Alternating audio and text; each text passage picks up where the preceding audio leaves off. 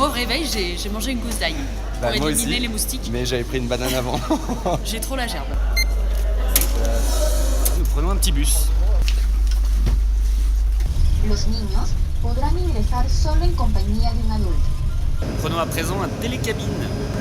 Una persona en cada número, por favor, ¿sí? Ah bah allez. Ah. Où va-t-on? Site archéologique encore plus grand que le Machu Picchu, redécouvert par un Péruvien en 1843. Bah Angèle, tu veux participer? Société Attends, je suis en train de manger des amandes. pré-inca. Rien à voir avec les Incas, c'est les Chachapoyas.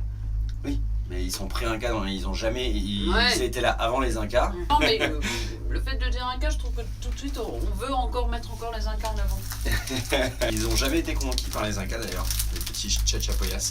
Créés je crois dans les années 900 et abandonnés à cause des conquistadors espagnols en 1570. Le téléphérique a été ouvert il y a à peu près un mois. Ah ouais. Vraiment pas beaucoup de touristes ici, mais c'est voué à devenir un des plus gros sites touristiques du Pérou. L'état de la ville de Nogotingo. C'est un peu Bagdad en mode construction pour accueillir des touristes quoi. C'est-à-dire que toutes les rues sont détruites. Il y a une maison sur deux qui devient un hôtel. Tous les hôtels sont en construction et ils rajoutent des étages. Ça reste quand même un peu authentique là pour l'instant. Je sais pas, Enfin non tu mais... sens que c'est en pleine mutation. Voilà, moi je sens le côté badant qui arrive. Tout dépend comment ils organisent le tourisme. Attends, il y a un plan? Ouais. Comme à Jurassic Park? Beaucoup trop organisé cette histoire.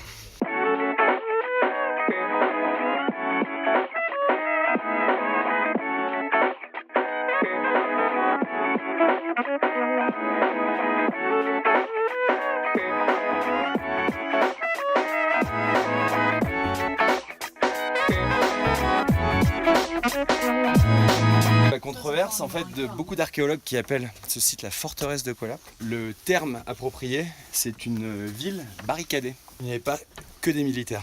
Effectivement, très fun ce fact. Une petite anecdote aussi, c'est qu'il y a 2 ans, une équipe de scientifiques américains ou canadiens a découvert que les premiers à avoir effectué de la chirurgie osseuse, c'était des Chachapoyas ici.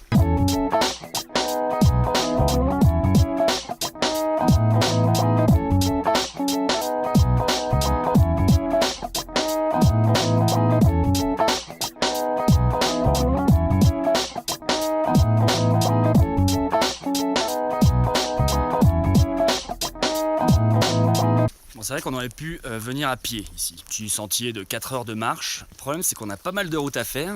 Du coup, on a dû venir très tôt. Et l'énorme avantage de venir à 8 heures, c'est qu'il n'y a personne. Et ça, je peux vous dire que c'est sympathique. Parce que je pense que ce sera pas la même histoire dans 2 ans. Bon après, faut avouer, c'est vrai que c'est vraiment magnifique ici. Hein. Et assez intriguant également. Il y avait quand même 3000 personnes qui vivaient ici. Petit village quoi, un petit puiseau dans le Loiret. Parce qu'il faut pas oublier non plus qu'on est quand même à 3000 mètres. Hein. Ça par exemple c'était un cône inversé de 13 mètres de haut. Apparemment ça avait à voir avec des sacrifices humains. Bon après il y a des Californiens qui disent que c'était une horloge solaire. Bref, on n'en sait pas grand chose. Je ne sais pas, tout est vague ici.